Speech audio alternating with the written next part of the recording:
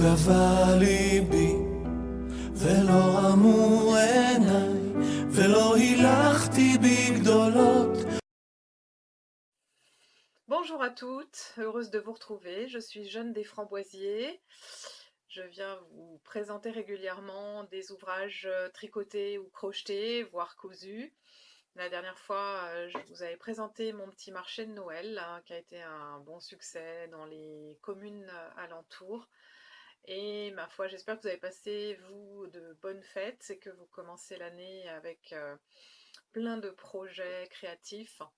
Pour ma part, j'en ai et je serais contente de vous présenter quelques démarrages et quelques idées que vous pourrez à votre tour exploiter.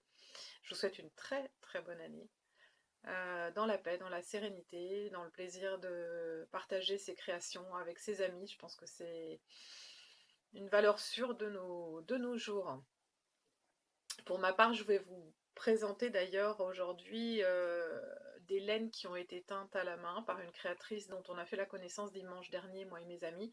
J'avais organisé un petit thé laine à la maison autour d'une galette des rois et on a eu la chance de recevoir Ludivine qui a créé sa boîte qui s'appelle Arco Iris, que vous pouvez retrouver sur Etsy. C'était un moment vraiment de grande douceur, hein, voilà. Cette jeune femme, elle teint donc de la laine qui vient d'Angleterre, qui est toute douce, toute douce. Et elle a une gamme de coloris, voilà, qu'on a beaucoup, beaucoup aimé, mes amis et moi. Je vous présente déjà 3 écheveaux dans les tons roses.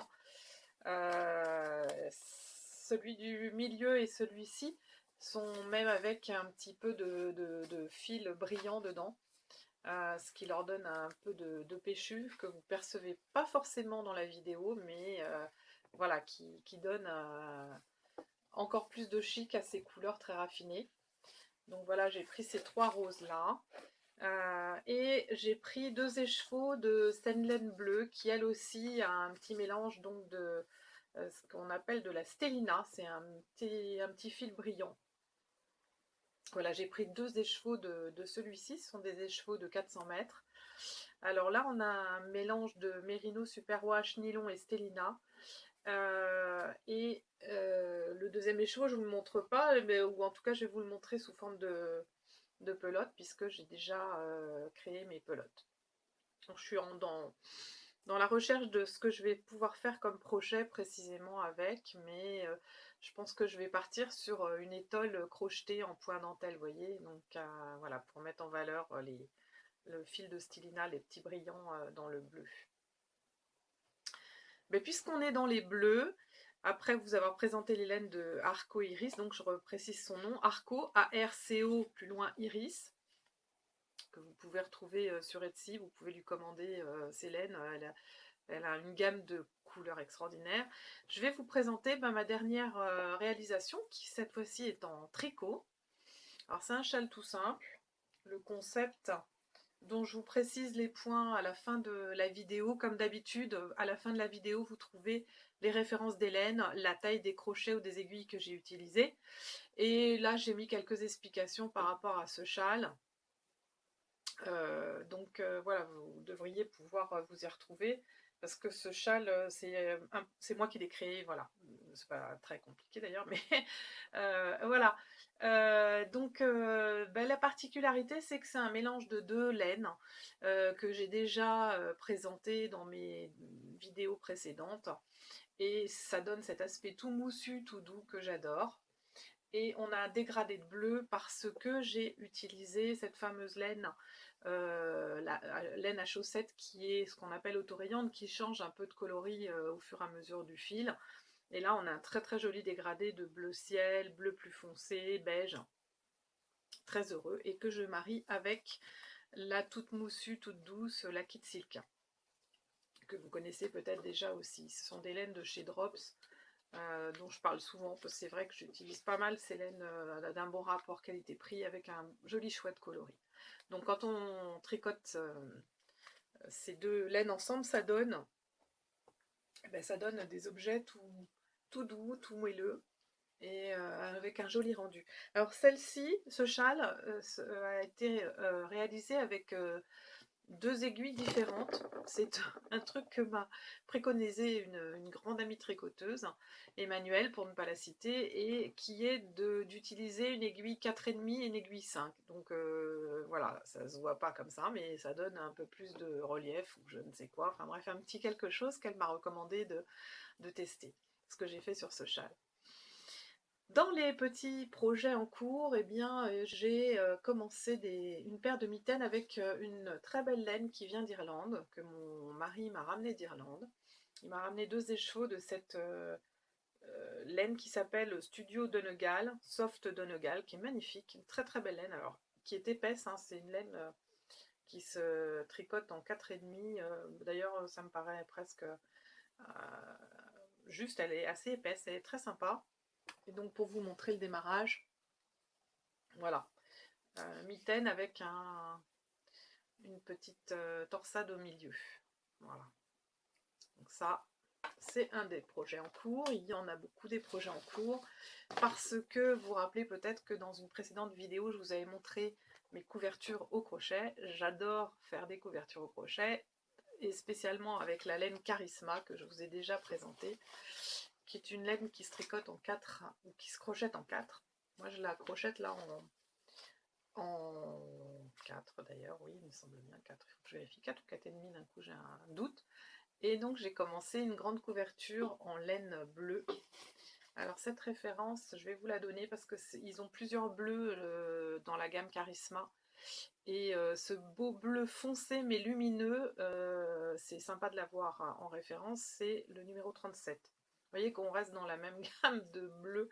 Je suis très tournée vers le bleu. J'ai même eu comme cadeau de Noël un très beau sac à ouvrage bleu. Voilà. Et donc ce grand sac à ouvrage, et ben, ah oui, puis il a même un petit intérieur doublé à petits pois que je trouve super mini. Il est très pratique pour loger une grande partie de mes plots pour cette couverture donc, dont je vous montre le démarrage avec un motif losange qui m'a donné un peu de fil à retordre parce que ben, il faut être attentif hein, pour bien mettre les trous aux bons endroits selon les rangs. J'ai pris j'ai pris 20 plots de Charisma. Ma couverture couleur moutarde m'avait pris 19 pelotes. Donc voilà, bah, j'espère que ça suffira. C'est vrai que le crochet mange toujours énormément de laine. Dans les petits ouvrages que j'aime bien faire et que j'ai toujours, dont j'ai toujours un petit échantillon sur moi pour crocheter si j'attends dans la salle d'attente chez le médecin ou quoi, ce sont des cactus. Voilà. Alors, actuellement, j'en ai plusieurs en cours. Je vais vous les montrer. Ils sont crochetés en 2,5 avec 2 sortes de coton. Il y en a ceux qui sont de chez Rico qui s'appellent Rico Rumi, qui coûtent pas cher du tout, qui coûtent, je sais plus, 1,30 € la petite pelote comme ça, mais il y a de quoi faire avec. Donc j'ai pris des coloris, bah, ça c'est pour faire les fleurs évidemment de mes cactus. J'ai aussi un joli vert pour une sorte de cactus, mais j'ai 2 autres verts que j'aime beaucoup aussi, qui sont alors là des pelotes achetées, des grandes pelotes économiques de chez les Sœurs Graines. Je ne sais pas si vous connaissez cette boutique qui fait surtout de la décoration, du linge de maison, des petites choses. Il y en a une boutique à Versailles. Après, ça y est, elle commence un peu à essaimer dans toute la France. C'est vraiment super sympa ce magasin. Et donc voilà les 2 verres que j'utilise aussi pour faire mes cactus. Alors les pots, je les ai achetés dans une boutique qui est dans le 14e au métro Vaugirard, que je vous recommande aussi, qui fait beaucoup de loisirs créatifs, c'est Rougier et Play. Il y a une grande boutique au métro Vaugirard à Paris pour celles qui sont parisiennes. Et on trouve les petits pots que je trouvais pas ailleurs, des petits pots par pack de 3 ou 4, je sais plus, et c'est très abordable. Et évidemment, ça fait tout de suite bien d'avoir un vrai pot en terre pour mettre des cactus. Alors les tutos pour les cactus, vous en trouverez beaucoup en ligne, des vidéos très très bien faites. Moi je fais un petit peu au pif pour faire ou un rond, voilà, enfin une boule je veux dire, et puis ou bien des mailles serrées, enfin oui, des mailles serrées, mais prises sur le fil arrière uniquement pour avoir un effet de relief. Voilà. Écoutez, pour aujourd'hui, c'est tout ce que j'avais à vous présenter. Je serais contente de revenir vers vous dans les prochaines semaines pour vous tenir au courant de l'avancement de ces nouveaux projets. Je vous remercie de vos petits commentaires ou de vos abonnements et je vous souhaite une année pleine de créativité pour vous aussi. Voilà, à bientôt.